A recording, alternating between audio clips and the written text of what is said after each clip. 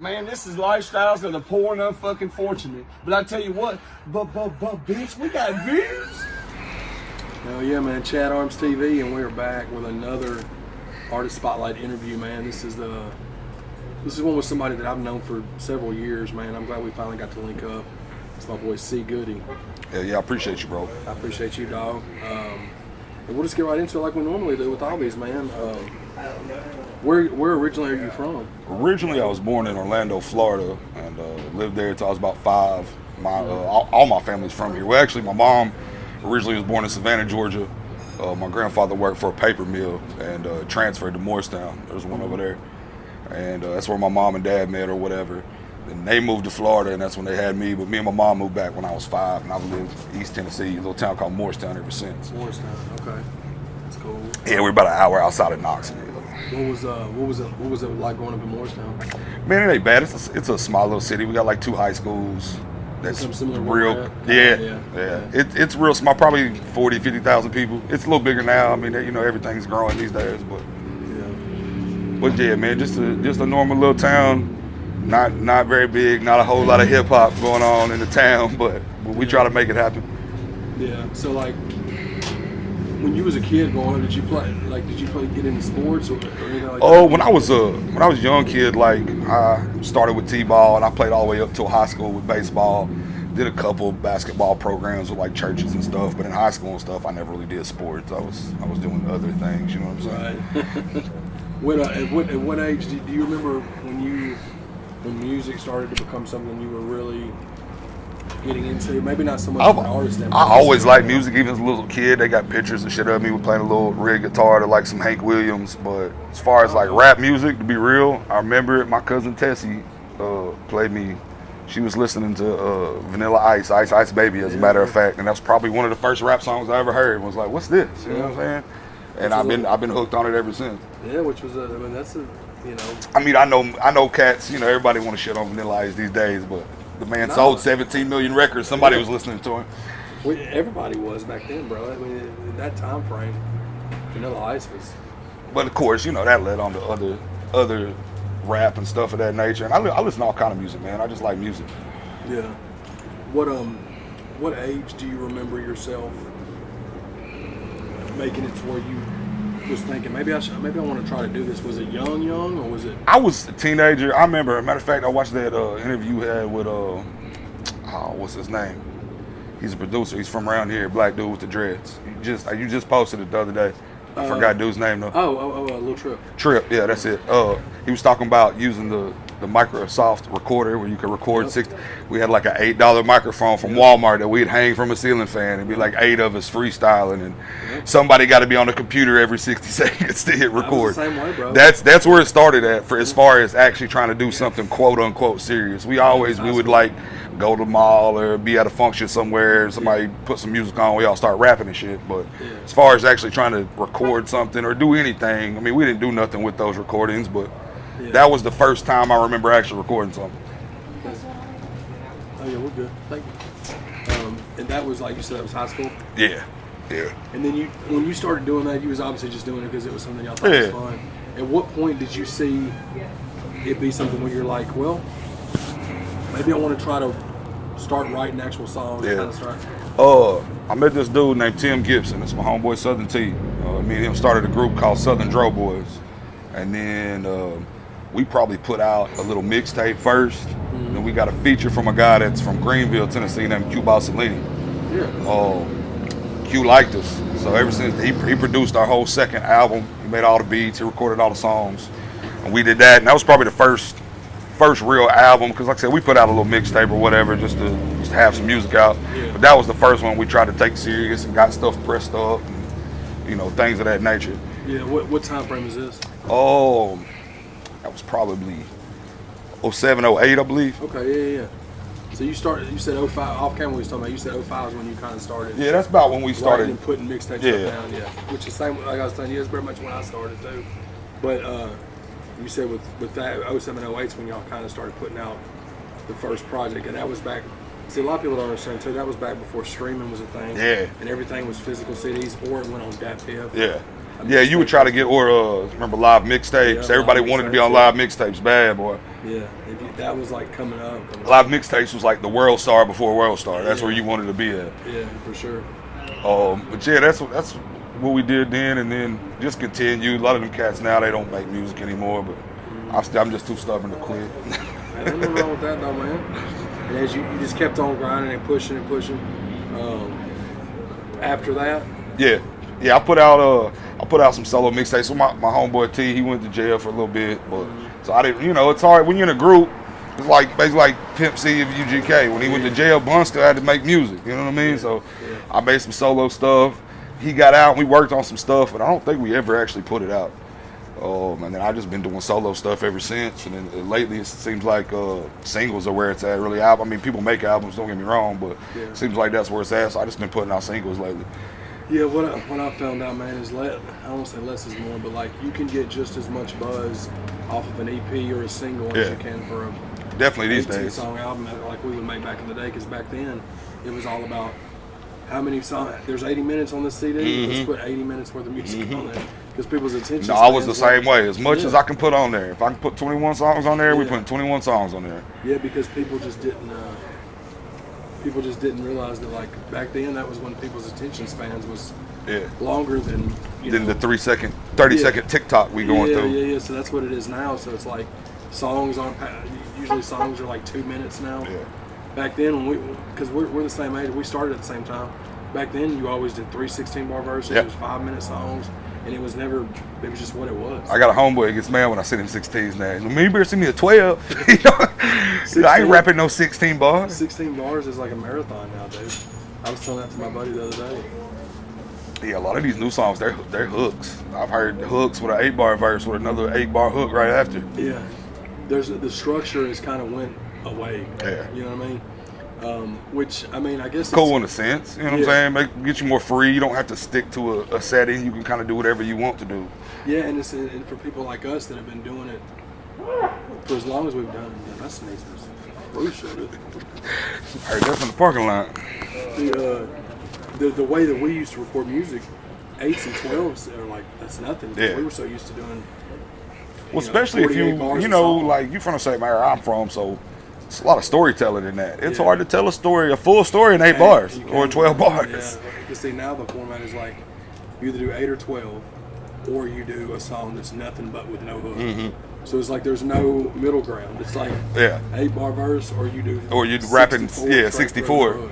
So it's like, but it's just kind of the way that music is now, and you just kind of got to roll with it. Yeah, you got to stay with it. That's a lot of my problem. I'm hard. Like I get on stuff. I hear about stuff early, obviously, because I'm in the culture. But I'm hard headed like TikTok, and they know obviously I'm on Facebook. Everybody's on Facebook. But I remember I heard TikTok's blowing up, and everybody's doing it. It took me another 6 months before I even downloaded it. My girl kept telling me, "You need to do it. You need to do it." And I finally did it, and it's doing really well for us now. But I mean, I didn't want to do it for long. I mean, it's like my uncle said, you got to stay with the times. It'll pass you up.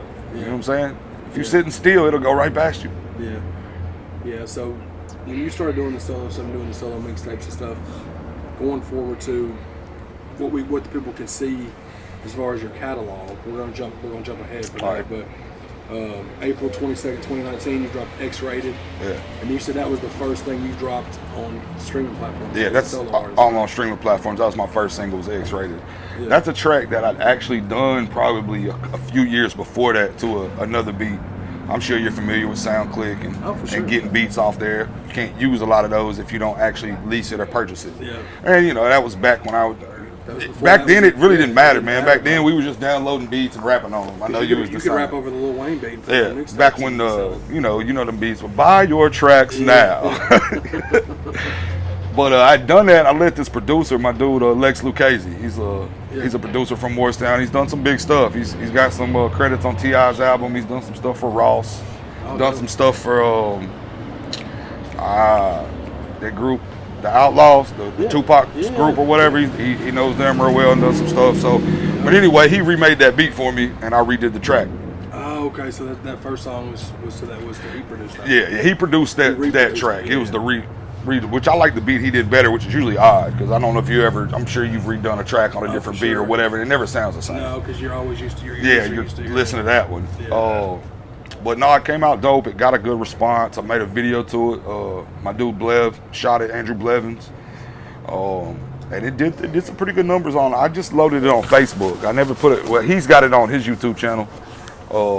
But I just uploaded it to Facebook, and I think it's almost like 40,000 views right now, which ain't crazy, but for me, you know what I'm saying, and being from a little small area, it did pretty good numbers for me. Yeah.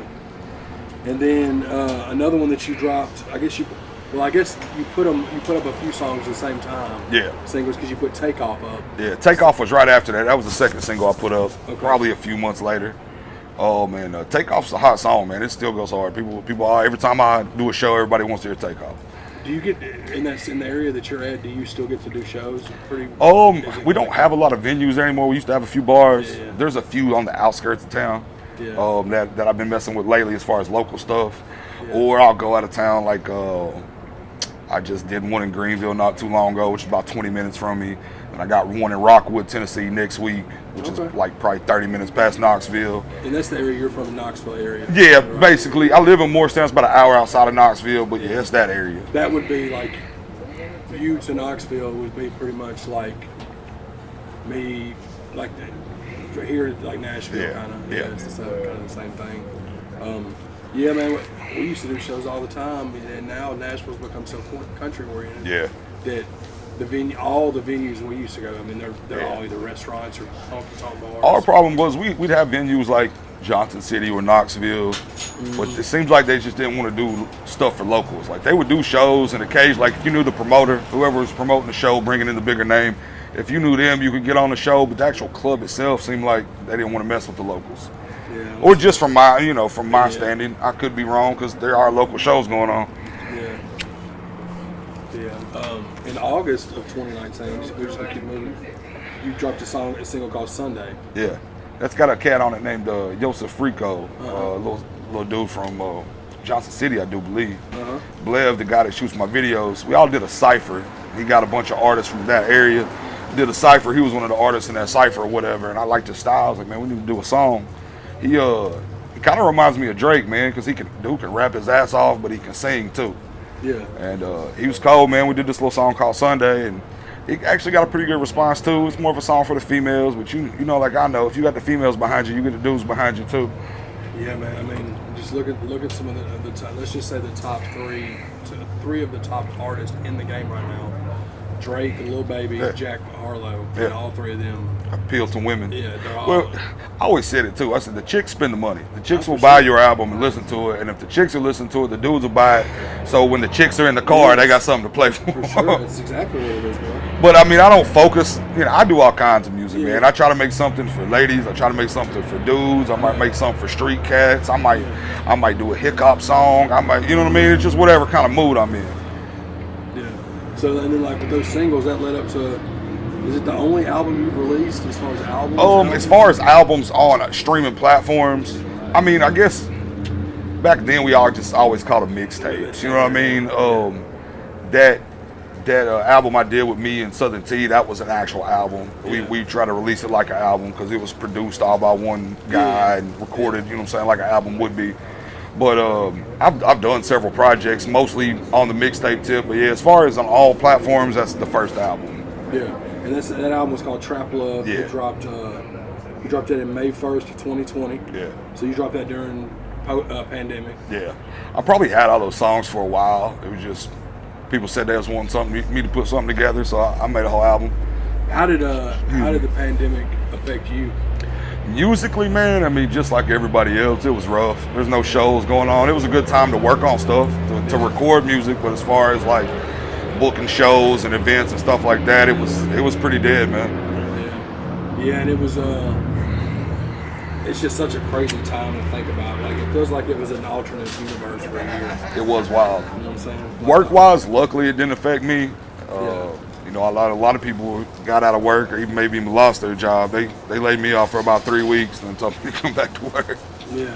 Yeah, man, and the pandemic, especially for artists and content creators, it was like a put up or shut up kind of thing. Because, okay, you can't go move around to make content, but you got all this time to do it. But you had to be creative. Yeah, for sure. And man, It's crazy to think that that's the reality that we lived in for over a year. Yeah. I mean, it was over a year we lived. It's still kind of. It's I mean, it ain't weird. normal. I don't know if it ever will be normal again. No, that's. But I'm glad it's better than it was for sure. Yeah, because that was definitely the shit was crazy. So after that album, it's showing on Apple Music. The next thing you dropped was February of 2022. Yeah. And that was Can't Come Down, you and Q Bossolini. So you linked back up with Q Bossolini. I've always messed with Q, man. That's my brother, dude. Matter of fact, I'm signed underneath him on Thug World South. Yeah. Thug World is with Spice One, OG. That's who he signed to. But he actually tried to sign me to that label before, but I was working with some guys and they was working with some money and I didn't want to mess it up, but it didn't go through. You know how that goes. So he hit me back up. He's like, man, just come on over here. You my brother. Come on over here. Yeah. So I did, and we've done songs. We've probably got a few more in the works that I ain't finished it or he ain't finished it. You know how it goes. Yeah. But yeah, that's a dope song. That's like a smoker song called Can't Come Down. But he definitely smashed that joint. Yeah, I released probably, I think about 4 singles around that time, maybe 5. Yeah, because you dropped a few weeks later. You dropped Apart. Yeah. In March 7th. Yeah. Which was a solo record. I got a video to that as well. Let's see. Yeah, then around the same time you dropped Money My Religion. Yeah, Cash that's what a dude named Cash got bars. He's out of Kentucky. Dude can rap his ass off, man. Is that somebody that you just linked with through social media? Man, actually, you know Lyric. Yeah, that's my dog. Like, so Lyric does the show he does where he does reviews or whatever. Dudes, Show. Yeah, the Spring Show. Dude's on his channel a lot, so I linked with him through that. Like I heard some of his songs, it was like, man, that's dope, and then we linked together and made some tracks. Supreme is one of my homies, dog. Yeah, that's a good dude right there. He's a really good dude, man. He's one of my biggest supporters, and he's locked up with one of my homies, Ronnie. Yeah, he's a really good dude, bro. He's a really good dude. He's got a few songs in the works, or that we've released. And then we're going through 2022 again, and Matt, you dropped Pick a Bag Up with The Guilty. Yeah, that's my homeboy Guilty. That's a banger. That's my brother. He was part of Southern Dro for a while. We added him to the group. We were, like I said, we was making songs, but it's one of those things. Actually, I think the computer went down. We lost a hard drive or something, and then you know how that goes. I don't know if you ever been through that, but people lose drive after that, and it just never came together. Literally. But we still do music time to time. Me and Guilty do. Yeah, and what's crazy is Lex, my boy Lex, Top Dollar. Yeah, Top He Dollar. had a whole album worth of stuff 4 or 5 years ago, and a hard drive crashed, and he lost all of it. And it made him not want to do music. Yeah, no, I've been there. It sucks. Yeah, I haven't lost a whole drive of stuff, but I've lost folders with full songs in them that I never ended up redoing. Yeah, that shit always sucks, man. My homeboy, he bought an external one time, plugged it up, and it fell over. Like, he just loaded everything on it. It literally fell. It was on the desk and just fell over and wiped it. Oh, God. It's such a sickening thing. Now, I have had more stuff like that happen to me with footage and doing a lot of the video stuff. And there's a lot of all that ChadArmesTV stuff from back in the day. I wish I would have kept, like, when Jelly hit me, when we went linked back up, you know, he was like, man, you don't happen to have any of that. And I said, I wish. Because we had 4 or 5 damn live videos of Jelly that we pulled from YouTube. Because he had some stuff going on. He needed me to pull them. And I didn't have that camera. Matter of fact, I got a track with Jelly that can't get access to. He came to Morristown to do a show in 2014. Yeah. We did a song. It's on my mixtape. I think it's the Hating My Direction mixtape, if I'm not mistaken. Yeah. But it's me, Jelly, and some cats I used to rap with. And then we did another song. That song, the one that's on the mixtape, we basically had the song done. We had the hooks and verses. We just added a verse and let Jelly jump on it.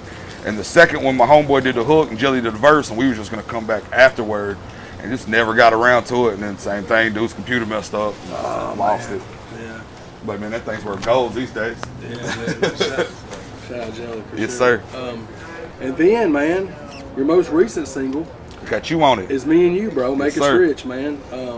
Which I really do enjoy that track, man. It's the first time we've got to collab on some stuff. But you had reached out to me and we ended up making that happen, and I really did like how that song turned out. Nah, it's a dope song, bro. I appreciate you messing with me on it I too. appreciate you, bro. Yeah, for sure. Like I really think it's dope, man. Are you working on this, like stuff that you've been releasing this year? Is this going towards an album? Or Yeah, I will probably eventually do an album. Like I said, mostly I just been doing singles, but you know, eventually that'll add up. I'm not gonna give everybody everything because of course then they'll hear it, but I'm gonna hit them with some bangers, and then I'm definitely gonna put out another album. Yeah. Is there if the people on ChadArmesTV wanted to know some maybe fun facts about C Goody, or what would you want them to know? Because the good thing about these interviews is people get to know the people behind the music and stuff, as far as maybe like the type of dude you are, or like what you know what I'm saying? Yeah, man, I'm a regular dude, man. I got a job. I go to work every day. When I'm not doing this music stuff, it's just something I love. I'm into cars. I'm always doing something to a car. I've got I got a wide body Challenger that didn't start out as a wide body. I made that happen. I just bought an '88 Cutlass the other day that I'm actually going to put a Hemi motor in because everybody LS's them, which is dope. I love LS motors, but my homeboy's Hellcat and his Charger. So I'm gonna grab the 5.7 out of his Charger. And I'm gonna put it in that damn Cutlass I got just to be different. I got an old school 2-door Benz that looks like some paid in full type shit. Yeah. I got an old Fleetwood Cadillac, motorcycles. I like bikes. I'm just, like I said, man, I'm just a regular dude. I do the same thing everybody else does every day. I just happen to make music and hope people listen to it. What's some artists that inspire you? Oh man, all my favorite artists passed away. Really? Of course, Dolph, R.I.P. Dolph. Same here. Banging Mo 3 on the way up here. Of course, I like old school stuff. We used to listen to a lot of old school in the car. 3-6 Mafia, Project Pat, 8-Ball MJG, UGK, Too Short, for sure. Ice Cube, you know. Stuff like that. I like some new artists too, man. I don't like everything. Obviously, nobody does, but there's some new artists I like. What's some new artists that you fuck with? I like Lil Baby. I like Lil Baby. Jack Harlow. I like Jack Harlow. Lil Baby's killing it. Oh, he's killing it, bro. Killing it. NBA Youngboy. I like some of his stuff. I like a few Kodak Black songs. I don't like everything. Kodak's hit and miss with me. So is Youngboy. I like all that Memphis stuff. Pusha Ice-T, Big 30, Scar, Big Boogie. I like all that Memphis. I mean, Tennessee. I love that Memphis shit. Finesse. Finesse 2 times. I've been a Finesse fan since when he was banging on the table. Right. When Moneybag Yo was holding the camera when he was freestyling in 2015, bro. Yeah. And then he got locked. I was like, God, man, I can't wait till he gets out. And then for him to come out and have the rollout he has and the buzz that he's killing it, bro. He's killing it right now. But I like to see that too, man. I hate that he had to go to jail, but I love to see him coming out and doing better than he was. You know what I'm saying? Because you know how I know, man. This music game's finicky. If you stop doing it for a little bit and you come back, you got to basically start all over. No, for sure. People just forget who you are and all that stuff, man. You gotta rebuild. Because there's been a few times where I didn't make no music for a year or two or whatever. I've always made music. And, as far as releasing it, maybe. I've got tons of music. Like I said, I lost that one hard drive. Probably got a few albums on it, but it's just you put all this work and dedication into it, and then you feel like it doesn't get recognized, but you can't let it get to you, man. There's an audience for everybody. Somebody's gonna watch you. No, for sure. You just got to get it out there. Yeah. So as far as C Goody, what's next for you? So you're just gonna keep working on singles that's gonna go towards basically a new. Yeah, I'm probably gonna drop a few more singles and then put the album out. I've been working with some people trying to do doing a whole lot of shows lately. Been booking a whole lot of stuff. I'm probably gonna shoot a few videos. I only use one guy, my guy Blev. He's always booked. He's always busy. Really? Yeah, matter of fact, we started with that X-rated video. Now he done some videos before that, but we did that and it kind of blew up in my area. And there's a few artists in my area now. That's what pretty much everybody uses, which is good. That was the plan. So it worked for me. It worked for him. And he always shows me love. He still, you know what I'm saying? If I need him, he'll be there. Yeah. But I'm a busy dude. I'm working all the time. If I'm not working, you said I got a bunch of cars. I'm doing car stuff, or I got a show, stuff like this. Interview. You know how it goes, man. You stay busy. Oh, for sure, man. And it's hard to do everything, but we try to make it work. Yeah, and it is dope to always have like hobbies that you're into that you can spend time doing that you love, where there's not pressure, like with your car stuff, because obviously you work. The music is, even though you love doing it, it still can be. There's definitely pressure to it. I do it because I love it, man. I've always said, even if, as long as there's somebody out there that's like, man, I like the music you do, I appreciate it, I'm gonna keep making it. Yeah. Whether I make any money or do, what I'm saying, book anything, because if somebody says they appreciate it, I'm gonna still do it. Yeah.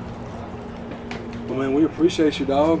I appreciate you having me, bro, for real. Yeah, for sure, man. And we're gonna make sure to put all your social links down there for people to follow you. Hell yeah. ChadArmesTV, y'all be sure to tap in with Goody. There's gonna be more stuff with him in the future. And we appreciate you, dog. Appreciate you, bro, for real. Man.